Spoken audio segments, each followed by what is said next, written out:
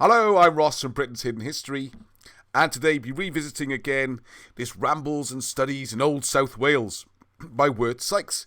It's a fantastic book, and it's the second part I'm going to do about Welsh women, and this gets a bit feisty, and you've got to read it in the context. This book was published in 1881, but I think you'll find it quite amusing and shows how tough the Welsh women were in those days, okay?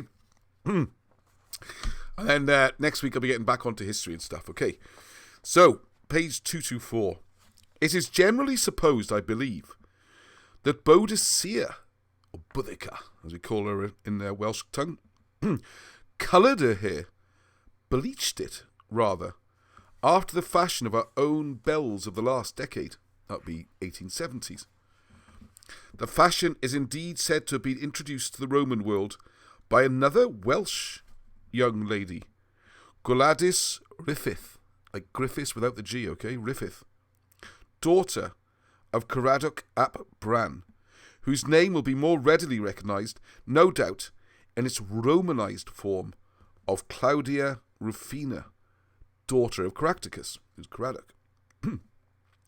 It may surprise some readers to hear these famous women spoken of as Welsh women, but such they were. So there you go. Boadicea, Boudica Welsh, and more importantly, Claudia Rufina, who's Gladys Griffith, who I think you'll find is referred to in 2 Timothy, in your Bible, as the recipients of the letter, with Linus being the first bishop of Rome, which we'll be coming on to soon in the forthcoming book, Britain's Hidden History, because it all ties in when the Christianity came to Britain first. That's for another story. So there's other talks there about different types of beautiful Welsh women. But I want to go to the toughness now, okay? Welsh women of the middle and lower classes are very independent in their ways. You meet them constantly in the rural roads, driving about in their carts, quite alone, and mistresses of the situation.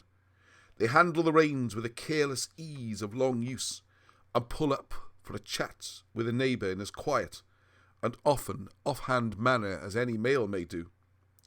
Nor is their chat petty scandal or idle gossip. They take less interest in the dinners and bonnets of their neighbours than in questions of fat cattle, good milk cows, the best breed of pigs, and the like. I jump forward a bit then, and explains to the Welsh woman the avenues of labour are very wide open, too wide for her ease, if her ease she chanced to love. Although she has more independence, she is not so well taken care of. It happens in a matrimonial partnership that she bears, I love this, the reputation of being the better man of the two, with a frequency which is quite wonderful. Occasionally the struggle for marital supremacy is prolonged and bitter, leading to scenes as ludicrous to the observers as they are serious to the actors. An amusing illustration comes to me as I write of a middle-aged and thrifty couple at the famous old town of Pontypridd, my hometown, who are of one mind only in their frugality and industry, but constantly at loggerheads as to who shall be the master. When the wifely storm becomes too severe for the husband, he has an aggravating way of shutting himself up in the stable, refusing to hear his wife's remarks. Recently he thus fortified himself against the enemy, and remained there till 2 o'clock in the morning, when he set off with his horse and cart for Castle Coch lime kilns.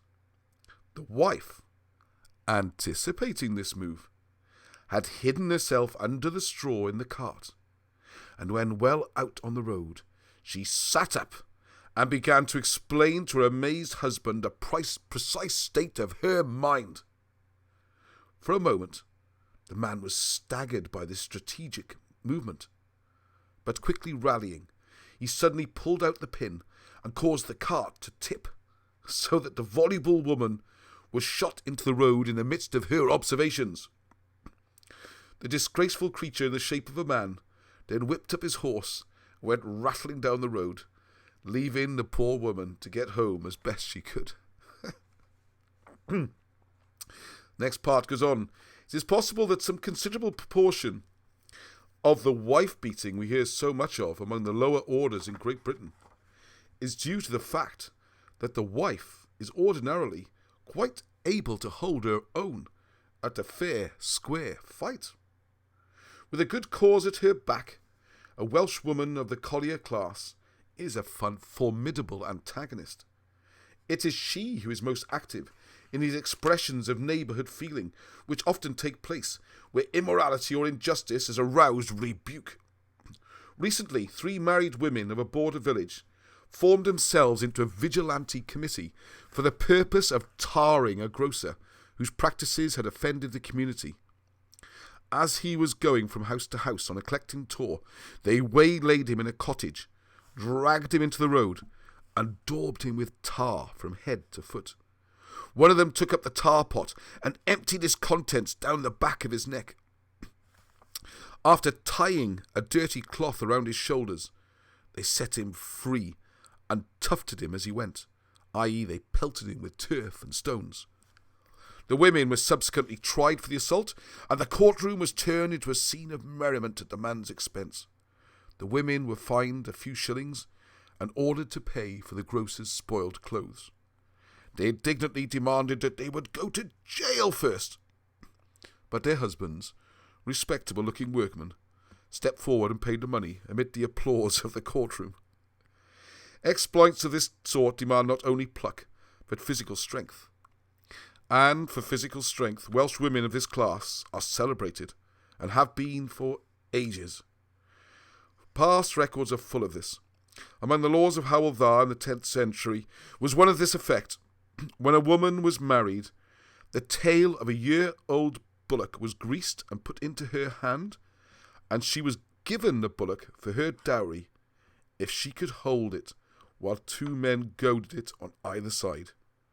The indication here of personal strength is positively, so prodigiously suggestive.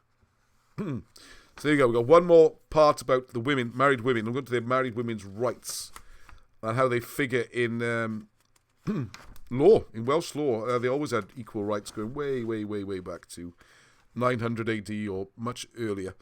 And the kind of work they did and everything. So hope you enjoyed that. Please go to BritainsHiddenHistory.co.uk, find out about books and products and things we do. And the more usual stuff, a bit deeper hidden history, go right back to ancient times that we're no longer taught. They used to be taught in schools. So until the next time, peace, which in Welsh is Heddwch.